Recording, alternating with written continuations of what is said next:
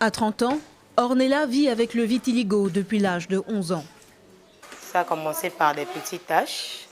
J'avais une petite tache au niveau du visage, au niveau des lèvres aussi, quelques taches sur les pieds. À cette époque, désemparée face à cette maladie qu'elle ne connaît pas, sa mère se tourne alors vers des marabouts. Dans la société, ils pensent que c'est le vampire, la sorcellerie. Parce que c'est pas facile dans une famille. On trouve une jeune fille atteinte de cette maladie.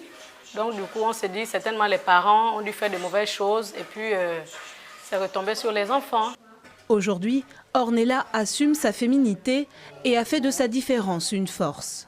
Accompagnée de Sandrine, une amie elle aussi atteinte du vitiligo, elle a décidé de se battre pour faire changer les mentalités. Comme elle, 1% de la population mondiale souffre de cette maladie, caractérisée par l'apparition de taches blanches sur la peau, dont le cas le plus célèbre n'est autre que Michael Jackson. Mais ces dernières années, l'image du vitiligo a changé, grâce notamment au succès du top modèle canadien Winnie Harlow et ses presque 10 millions d'abonnés sur Instagram. Cet après-midi, les deux femmes retrouvent les membres de l'association Vitium au rond-point de la démocratie. Objectif, sensibiliser la population et surtout visibiliser les personnes concernées. J'ai appris que le vitiligo n'est pas une maladie contagieuse. Car de tous les maux provoqués par le vitiligo, le regard des autres est sans conteste le pire. Démonstration lors d'une virée shopping au marché où Sandrine est dévisagée par cette cliente. Je me sens un peu mal parce que je l'ai surpris en train de me regarder, également en train de lui regarder, mais je vois un peu ça comme une discrimination et je prends honte parce que je comprends que c'est une maladie comme toute autre.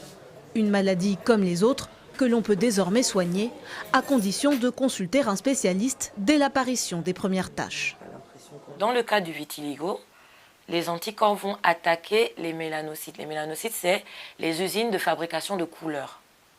Ces mélanocytes attaqués vont être détruits par le vitiligo. Donc, quand on donne des traitements, il y a des traitements pour éviter que les anticorps détruisent. Mais la repigmentation est un processus long, comptez entre 6 et 24 mois de traitement pour constater les premiers résultats. Heureusement, une autre solution existe, gratuite et fiable à 100%, s'accepter et s'aimer tel que l'on est.